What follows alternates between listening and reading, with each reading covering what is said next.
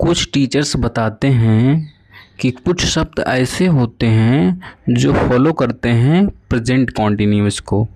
ये हैं now, these days, still, now days, presently, at present, eight this time, at this moment. ये बात कितनी सच है, अभी आप एग्जाम्पल की मदद से जब आप समझोगे तब आप खुद डिसाइड करोगे कि ये बात कितनी सच है। ठीक है, मैं एग्जाम्पल लिख रहा हूँ, आप देखिएगा। पहले सेंटेंस में देखिए आप क्या गलती है। रीड लिखा हुआ है, यहाँ पे इज लिखा हुआ है। इज लिखा हुआ है तो या तो थर्ड फॉर्म आनी चाहिए या तो आईएनजी आनी चाहिए। अगर मैं आईएनजी कर दूँ, ठीक, रीडिंग कर दूँ, ठीक, तब क्या इसका मीनिंग निकल पाएगा?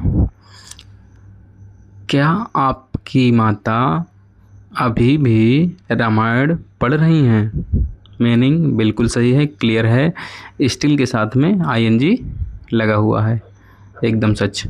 अगर मैं आईएनजी को हटा दूं, ठीक, इज को हटा दूं, अगर मैं ऐसा लिख दूं कि does your mother still read the Ramayana, क्या आपकी माता अभी भी रामायण पढ़ती हैं? तो क्या ये सेंटेंस गलत हो जाएगा? नहीं। Does your mother still read the Ramayana, ठीक, ये भी सही है, ये भी सही है। Is your mother still reading the Ramayana, ये भी सही है, ये भी सही है, दूसरा भी सही है।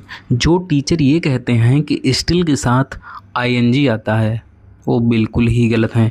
ऐसे बहुत सारे टीचर हैं, उनकी मैं लिस्ट गिना दूं। आप, मेरा एक चैनल है @regional English campus, regional English campus, Telegram पे। कहाँ? टेलीग्राम पे। उस पर मैं दिखाता हूँ कि कौन से टीचर क्या गलतियाँ करते हैं। ठीक है, आप लोग वहाँ जाके देख सकते हैं। दूसरा सेंटेंस है हमारा, is the Ramayana still read by your mother, क्या रामायण अभी भी आपकी मम्मी के द्वारा पढ़ी जाती है? एकदम 100% ये सेंटेंस करेक्ट है। ठीक, यहाँ पे आप आईएनजी किसी हाल में नहीं लगा सकते। जो कहते हैं ना कि स्टिल के साथ आईएनजी आएगा, नहीं आएगा।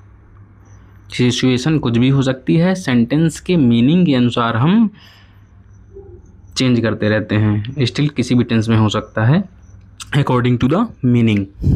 ठीक है, उसके बाद अगला कहते हैं eight this time, at this moment के साथ में कॉन्टीन्यूअस टेंस आता है, प्रेजेंट कॉन्टीन्यूअस टेंस। ऐसा बताते हैं प्रेजेंट कॉन्टीन्यूअस टेंस आता है, ऐसा नहीं है।